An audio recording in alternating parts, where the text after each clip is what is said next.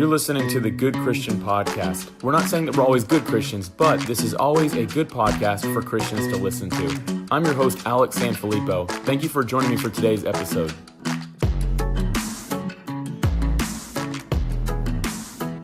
Happy summer, everybody. Officially, I believe it was June 1st was the first day of summer.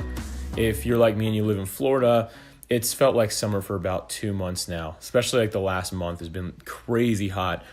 But now that I think about it, it's actually kind of funny to me because here, us Floridians, we complain about the cold weather because our blood can't handle anything below 70 degrees for some reason. But we're always like, oh my gosh, I can't wait for summer. It's so cold all the time. And then the first day of summer hits and we're like, oh my gosh, it's so hot. When is it going to cool down? Yo, Floridians, guys, we got to figure out our balance. Where do we want it to be? Anyway, off topic there. But today, I'm really, really excited about this episode. And I know I say that a lot, but I really feel like every episode I've done, especially in recent time, has been put on my heart directly from God. And this is another one that he clearly told me to do. Today, I'm going to cover 5 ways Christians can let go of their control issues. Who here has control issues? By a show of hands. Let's see what you got. I can't see anyone's hands, but I'm guessing that every single person listening to this is going to raise their hand because truthfully, we all have some form of control issues. So I want to go through just these 5 ways that we can begin to let go of these issues. And as a result, we step into further freedom as Christians. This is how we can really live a life of freedom and the life that we were meant to live. It's going to bring fulfilled joy and purpose in your life when you can just let go of these issues that we have of control. So I'm excited to get into this topic, and I'm going to start off with a story about my own life. So it was actually 2016, probably about this time of year actually, is when I first realized I had control issues. And I know you're probably saying, oh my gosh, Alex, that wasn't really that long ago. Well, yes, I know. Anyway, leave me alone. But I didn't know I was struggling with control issues. I never really thought of it before. This was the first time that ever happened. And it was kind of a strange place too. I was helping my wife do like a pop-up shop for her women's clothing boutique. So I was helping set up a tent, and it was kind of like in an area where there was a bunch of other vendors and things like that. It was downtown in our city, and like these gusts of wind were coming through that night that were crazy. Like if you weren't holding your tent, it was for sure going to flip. So I can remember we set it up, everything looked great, and then this wind would come and all the clothes would be moving around for all the vendors, it wasn't just us, and you'd have to hold the tent for like this split second while this gust of wind was coming through. So after I like to say the 6th or 7th time, but realistically, it was probably like the 2nd or 3rd time that this wind was coming through. I got like super annoyed, and out loud, it was just Alicia and I at that time, by the way. There were no customers there. That would have been really weird, but just me and her. She knows that I'm a weirdo. So I said, man, I seriously wish I could stop this wind right now so we wouldn't have to get up and keep on holding the tent down. It's so annoying. I remember like getting really frustrated. And then in that moment, she didn't respond at all. She just kept on doing what she was doing. Alicia, you're extremely smart and wise. But in that moment, I kind of like sat down. I'm like, man, that sounded stupid. And then God used that moment to bring to my mind for the first time ever that I had control issues. And it was something that I really had not known or noticed before in my life. Obviously, they'd always been there, but I just never had that brought to my attention. So in my spirit, I kind of felt this new knowledge that I now had this struggle of control that I needed to overcome or to surrender to God. So I wanted to figure out, how do I do this? Because I wanted to live more in godly freedom. The only way to live in godly freedom is when we turn these things over that we struggle with to him. So I was like, all right, you know what, God, like I need help here. I have control issues. I need help in this way. And here's the deal. That wasn't like my only time that I did something like this. It was just the first time I noticed it being an actual control issue. Before, I just kind of thought it was me being me. But the truth is, I realize now that no, I had control issues through my whole life. This was just the first time that God was really ready to deal with me on it, I believe. Or maybe it was a place of maturity that I could actually deal with. Before that, maybe I wouldn't have known what to do. But either way, I'm thankful that God brought it to my attention. And again, this was 2016. And that's the first time I really realized, okay, Alex, you need to get through these control issues. How can you do this? So it didn't happen overnight. That's the first thing I'm going to tell you. As you could probably guess, control issues are a very deeply rooted issue that every human on earth has. It actually affects us at our core. And it's something that we're all we're born with almost. We have a sense of control or needing to just manage our lives. And I understand that because, again, I'm somebody who's going through it myself, but we have to come to terms with, we all struggle with that. So I want to quickly go through some signs that you're somebody with control issues. And I'm going to go ahead and tell you, you're going to be at least one of these things. So here's like the 10 most common signs found in every person with some form of control issue. Number 1, you refuse to delegate. That was me. Number 2, you feel the need to always prove yourself worthy or valuable. Number 3, you're a perfectionist. That was also me. Number 4, you get moody when you're not the one making decisions or calling the shots. That one was me too. I'm hoping someone else is relating this as well. They're not just all me here. Number 5, your expectations are not met. If your expectations are not met, you kind of lose your cool. Number 6, if you micromanage people in your life, even if they aren't working for you. Number 7, if you're quick to judge the actions of other people.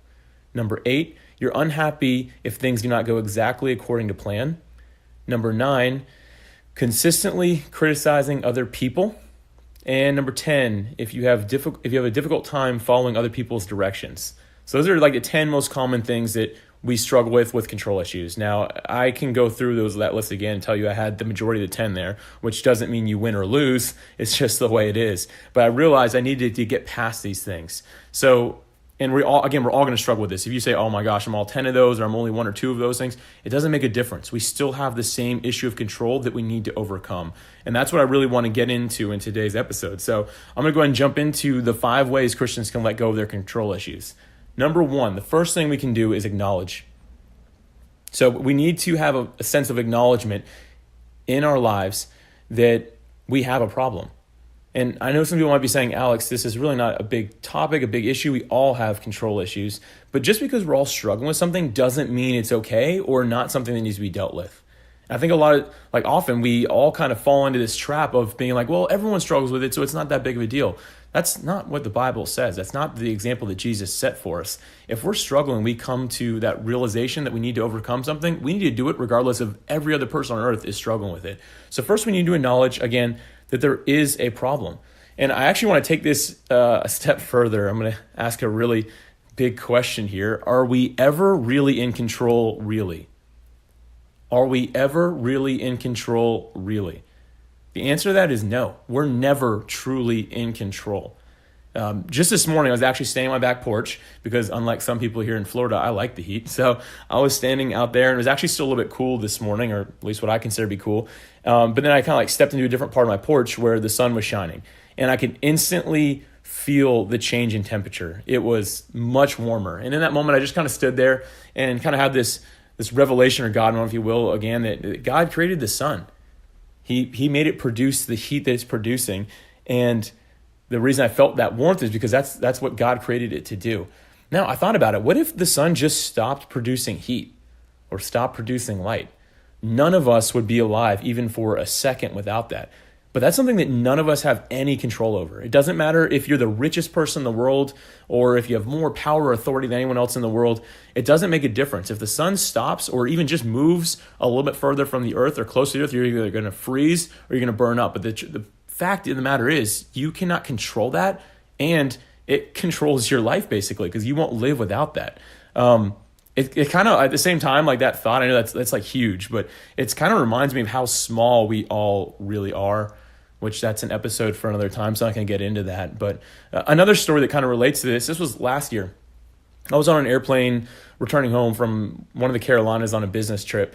And before takeoff, the flight attendants were doing like their normal deal, fasten your seatbelt, find an exit. Oh, goodness. I've been on so many flights, I feel like I should know. Anyway, they're doing all their stuff, so I at least know to fasten my seatbelt and look for an exit. So there's other things they say. But one of the things they talk about for a moment is the cabin pressure changes. And I was kind of sitting there thinking about, I'm like, man, it's kind of scary to think about. Like if the pressure changes drastically or dramatically enough, I could die within minutes. And I got on that plane willingly, and I had zero control. I gave all control of my life in that matter. Also, the pilot could do something crazy like crash the plane. Like there's all kinds of things that happen. But at that moment, again, doesn't matter how much money I have, doesn't matter how much power I have, how smart I am. None of those things matter. I am completely out of control of the fate of my life in that moment. It is now in somebody else's hands. And that's crazy to think about. It's just a reminder, again, we're small. So we have to acknowledge the fact that we are not in control. We are in certain controls of certain elements of our lives and certain things that happen to us throughout the day, but ultimately our lives are not our own. We are not in control. And so my point on this is just to make sure that we understand that. We have to acknowledge the fact that we are not ultimately in control, and we can do that. It's easier to give up that sense of control or those issues that we have because we know that it's not ultimately on us anyway. So I love ending this first point with this though. G.I. Joe said it best, now you know, and knowing is half the battle. So acknowledgement is knowing, and that's half the battle. Now we got to move into these other steps to be able to actually give up that sense of control and overcome our control issues. So number 2, surrender.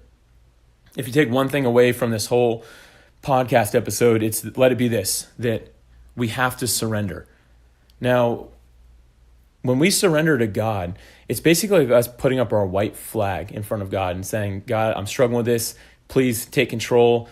Jesus, take the wheel, whatever you want to call it. But I kind of think back to the United States of America early on when there were these epic battles that we've all read about and things like that. And there was something that was commonly used in them, which was the white flag, which was a sign of surrender, meaning we're done. We can't do this anymore. We give up.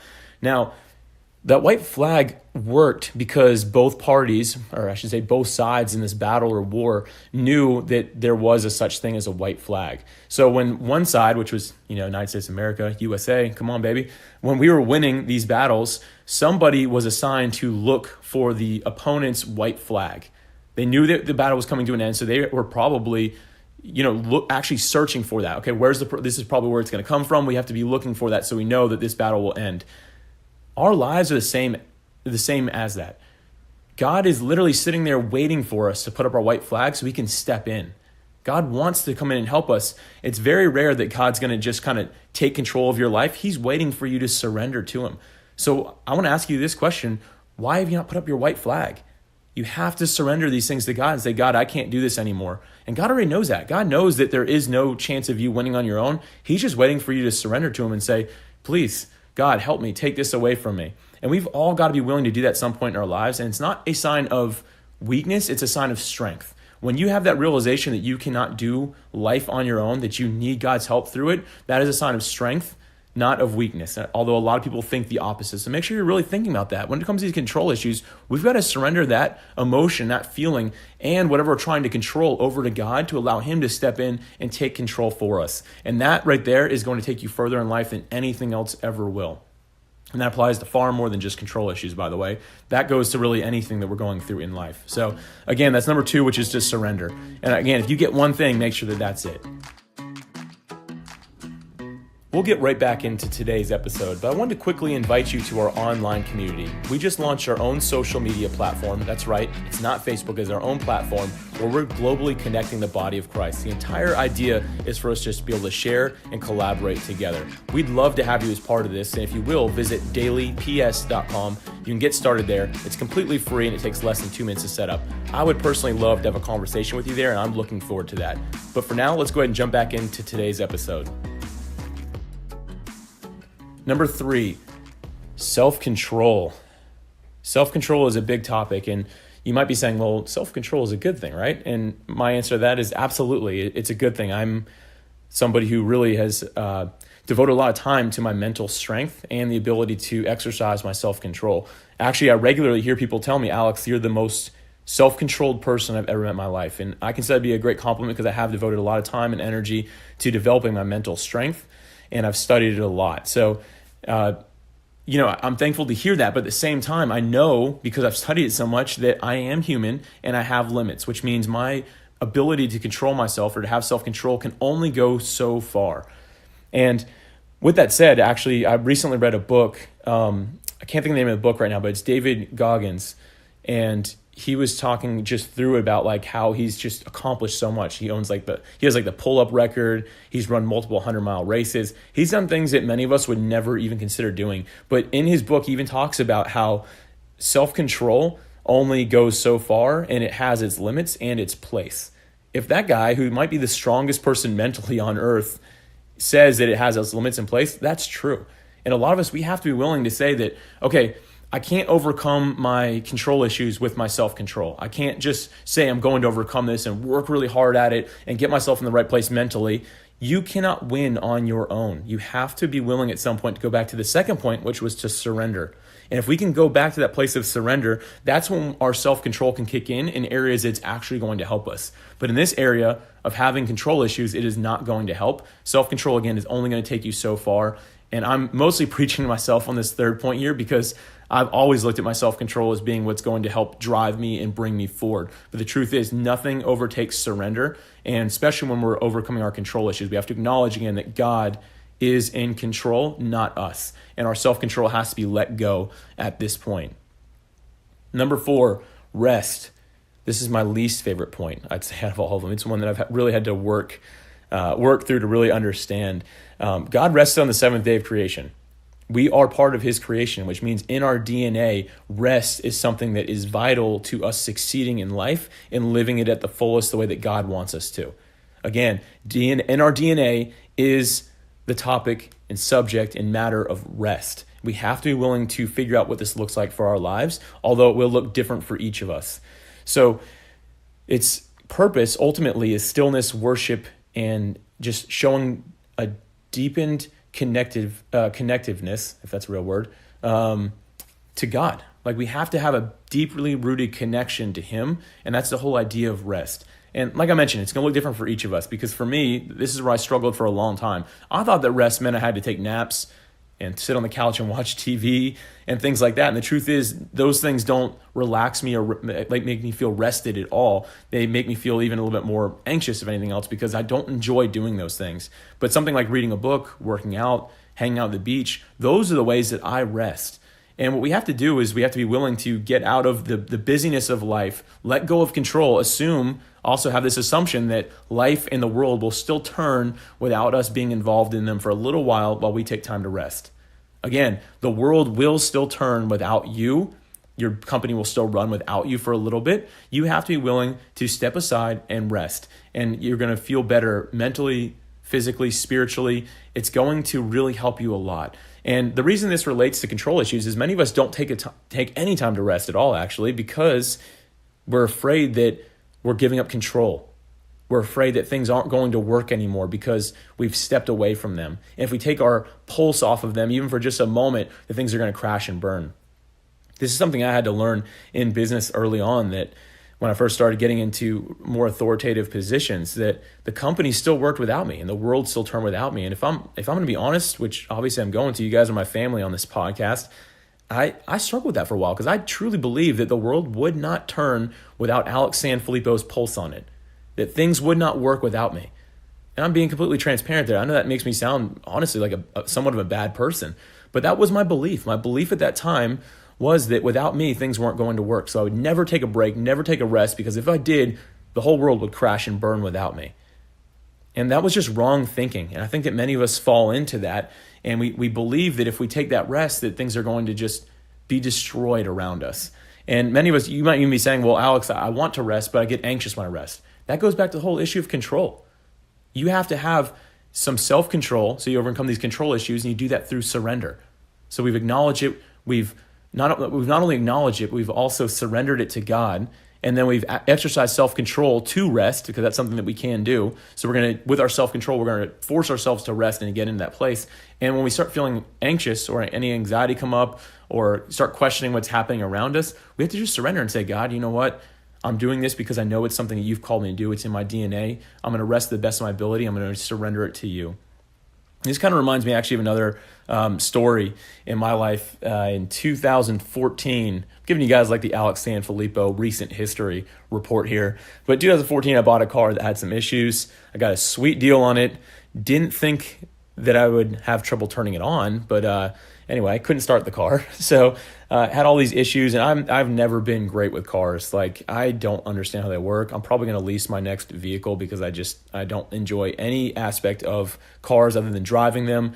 And yeah, that's it. So in 2014, I bought this car that had some issues, and it really affected my rest, stole my peace. It really took a lot out of me because I was like, man, I can't believe I just paid all this money for this thing. It doesn't even work.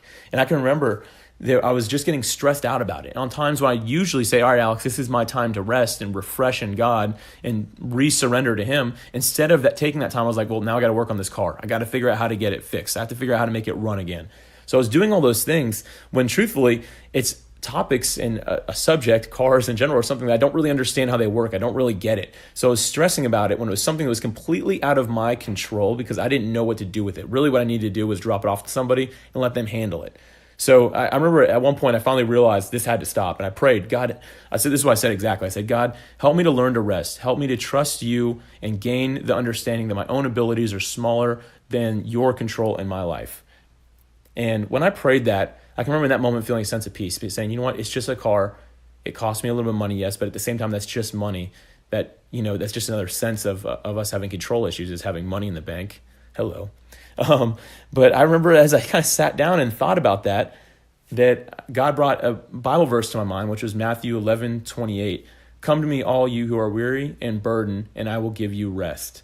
And I remember that's what I prayed. I was just like, God, help me to learn to rest. And in that moment, I kind of let go. I surrendered once again and said, you know what, God, if this car never runs, fine. If I got to go buy another one, fine. But I'm just going to trust you and I'm going to let it go. And I gave it to somebody who could work on it, and they ended up getting it to run for very cheap. It was apparently a small issue, but again, I'm not a car person. So on to number 5. Real quick, we've been through 4 of the points, which the first one is acknowledgement, surrender, self-control, rest, and now we're on to the last one, which is ownership. I love this point. This point gets me really excited here. So if you've given your life to Christ, your life is no longer your own.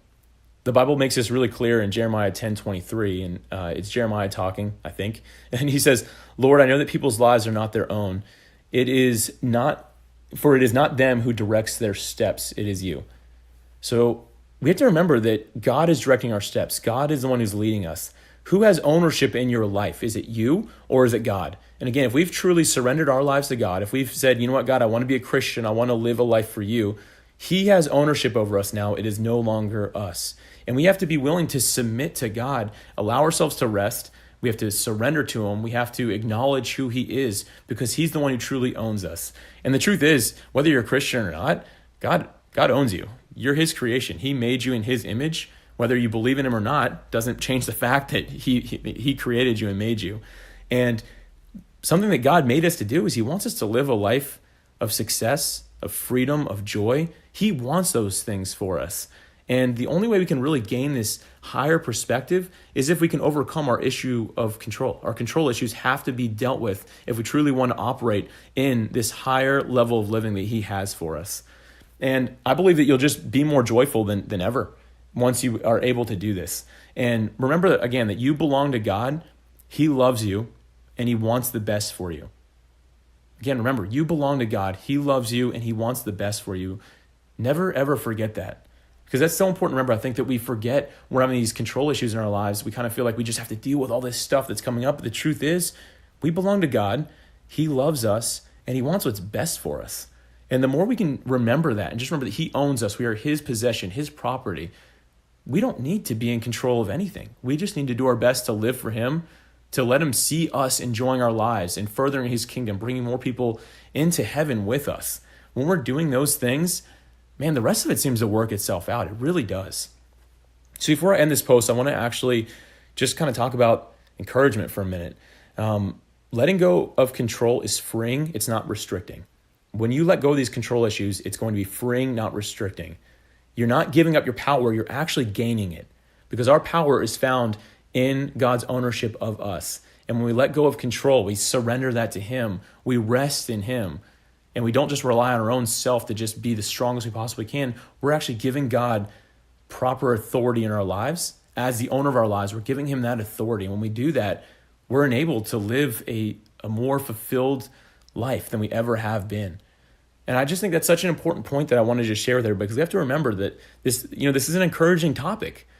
Letting go and just releasing ourselves from feeling the need of self-control, the need of control, it's going to really change our lives in a big way. And I want to end with that, is just to make sure that all of us are doing everything we can to gain this perspective on what control issues are and how we can let them go. So again, I just want to go over those points one more time here because I think it's just really important. The first thing is to acknowledge. We have to acknowledge that we have a problem. Number 2 is to surrender. We have to put our white flag in front of God and truly surrender our lives to Him. Number 3, we have to exercise self-control, but only to a certain extent. At some point, we have to just surrender to God. We cannot rely on ourselves too much, because that, again, is just going back into control issues. Number 4, we have to rest. We have to be willing to take a break. We have to be willing to stop, because that acknowledges that we do trust God with our issues and our control in general. And number 5, ownership. We have to remember that we belong to God. We are His creation. He made us, and He wants us to get the most out of life. So I don't know exactly where you struggle with the issue of control, but it is something I know we all struggle with. And I'd love to actually discuss this with you. And if you go to dailyps.com, it'll be the first blog post up there. And there's a spot where you can just leave your comments on it. I'd love to hear which of these points speaks to you the most. Which of these points is really talking to you in your life right now? And how are you going to really overcome this issue of control? And I'm excited about this topic. Again, I felt like God put this in my heart, so I knew this was for somebody who's listening today. And I'm just believing that you really take it to heart, that all of us take it to heart, because this is an issue we all struggle with. And we just help each other out along the way, because I know that I am still a work in progress. I'm still learning to let go of control, and it's not something I'm always great at. But every day I get a little bit closer, and because of that, I'm living a more fulfilled life now. I can feel God's love and joy in my life as I never have before. So I want to encourage all of you with this. Just make sure that you really are surrendering the issue of control in your life to God, and I believe you'll start living more fulfilled. As always, thank you so much for listening. I'm so thankful for all of our listeners on here, and the feedback we get every month is great. I love hearing that this is impacting people and changing their lives, because that is what it's all about.